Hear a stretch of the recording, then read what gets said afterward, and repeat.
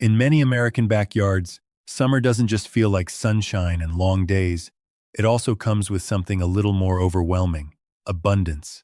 One day it's a few green tomatoes. A week later, they're everywhere. Cucumbers seem to grow overnight. Kale and cabbage just keep coming back, no matter how much you pick. It reaches a point where you can't really keep up anymore, and that's when something interesting shows up. Not in the garden, but in the kitchen. A simple answer that people have been using for generations. Salt. Nothing fancy, no special equipment. Just salt, water, and time doing most of the work. It almost feels too basic to matter at first. But somehow, it does something surprising. Have you ever stopped and wondered how something this simple can keep food fresh far longer than it should? In the United States, especially among people who grow their own food, preservation isn't really seen as something old-fashioned. It's just part of how you deal with a garden when it's actually doing well.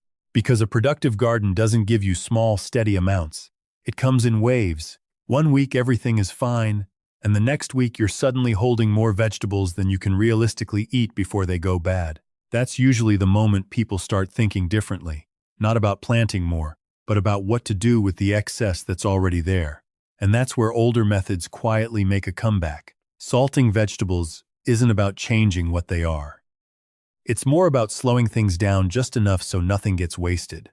You're not trying to reinvent the food.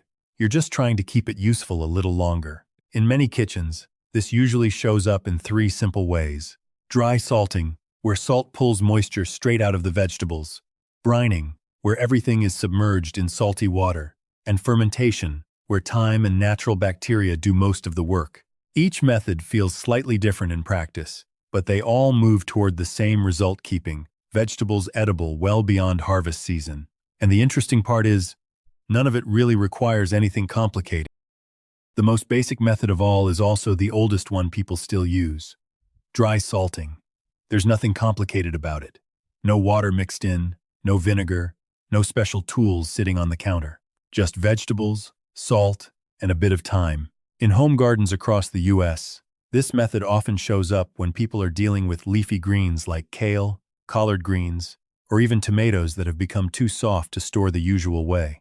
Instead of throwing them away, they get repurposed in a very simple way.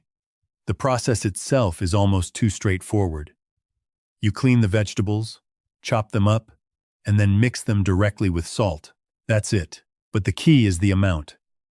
Not a heavy layer, not a guess, just enough salt to make up around 2 to 3% of the vegetable's weight. That small detail makes all the difference. Once it's mixed, something quiet starts to happen. The salt begins pulling moisture out of the vegetables. Slowly, the texture changes. The pieces soften, and natural juices start to collect at the bottom. At the same time, the environment becomes less friendly for harmful bacteria. They struggle to grow, while the vegetables start to essentially preserve themselves from the inside out. It doesn't look dramatic. Nothing bubbles right away. Nothing feels instant.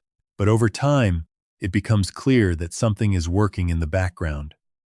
The vegetables are holding up longer, staying usable, and changing in a controlled way instead of just going bad.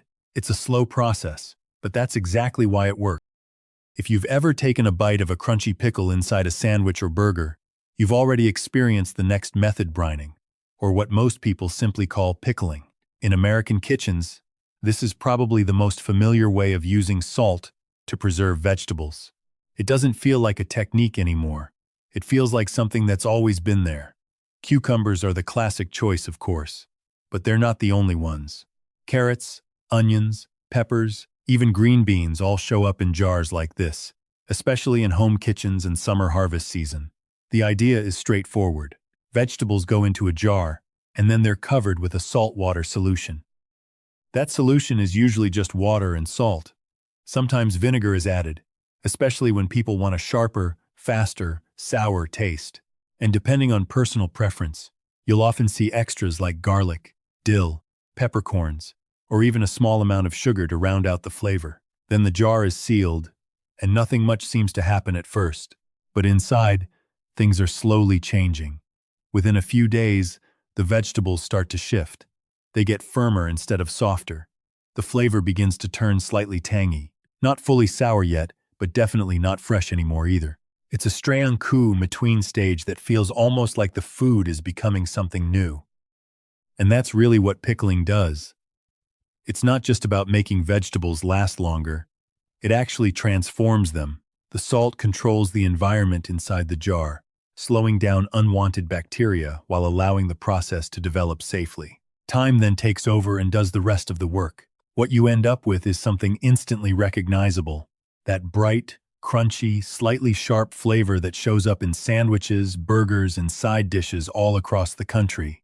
It's simple, but it completely changes how a vegetable feels when you eat it. And once you notice that transformation, it's hard not to wonder, how can something so basic make such a big difference? Then there's the most fascinating method of all natural fermentation. At first glance, it looks similar to pickling. Vegetables go into a jar, salt is added, and everything is left to sit. But what's happening inside is completely different. Unlike pickling, there's no vinegar doing the work here. No quick acid added from the outside.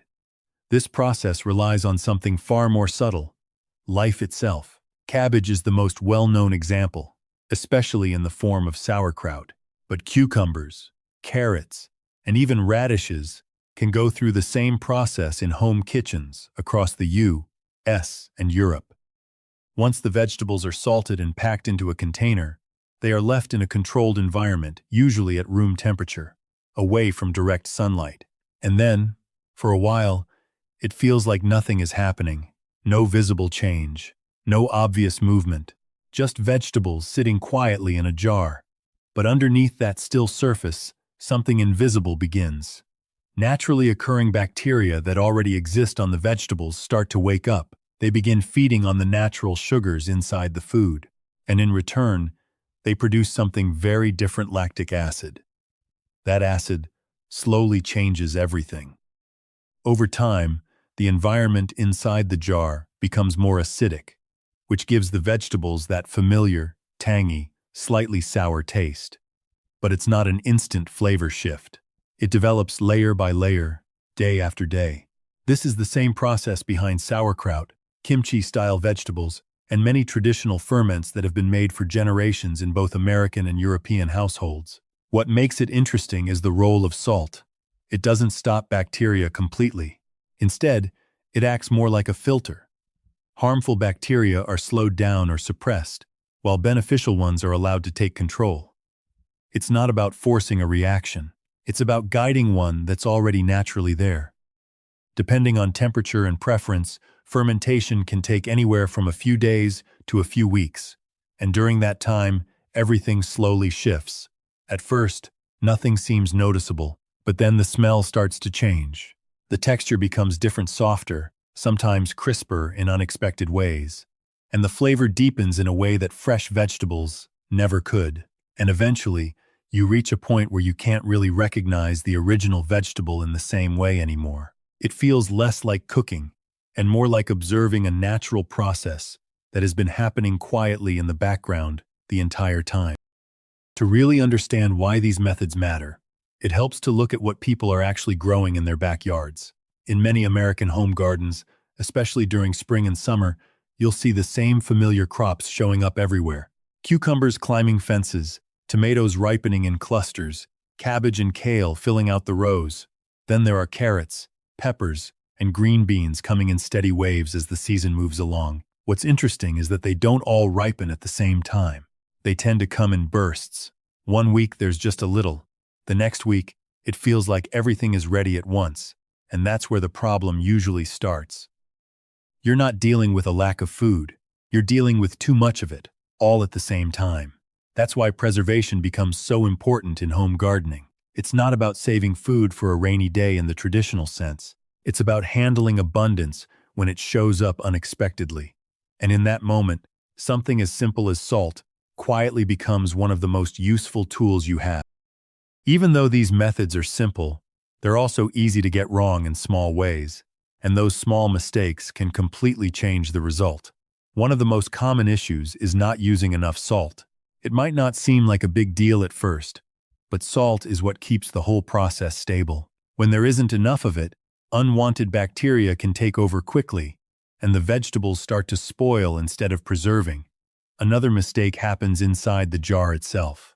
Some people don't keep the vegetables fully submerged in liquid, and once parts of them are exposed to air, that's usually when problems start: soft spots, bad smells, or uneven fermentation.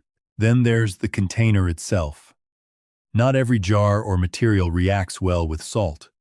Using the wrong type can affect both the flavor and, in some cases, even the safety of what you're making. But if you look closely, most of these issues don't actually come from the method.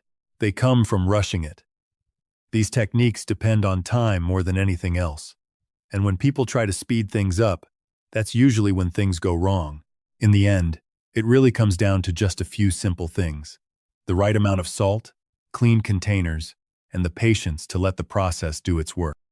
What I find most interesting about all of this is how something as ordinary as salt can quietly hold together something as complex as food preservation. There's no technology involved here, no shortcuts, no modern systems doing the work for you, just a simple process that people have been using for centuries, long before refrigerators or packaged food were ever part of daily life. And somehow, it still works just as well today. It makes me think about how often we overlook things that are already right in front of us. Small habits, simple knowledge, the kind of things people used to learn just by growing food and figuring it out over time. When I look at a jar of fermented vegetables sitting on a counter, or a bowl of salted greens ready for storage, it doesn't really feel like food preservation in a technical sense. It feels more like time being held in a different form. Have you ever tried something like this in your own kitchen? Or maybe wondered how people managed to store food before everything became instant, packaged, and ready to go? There's something grounding about it, something that slows things down in a way we don't always experience anymore. And maybe that's the quiet lesson hidden in something as simple as salt, not just how to preserve food, but how to appreciate the slower way things come together when you let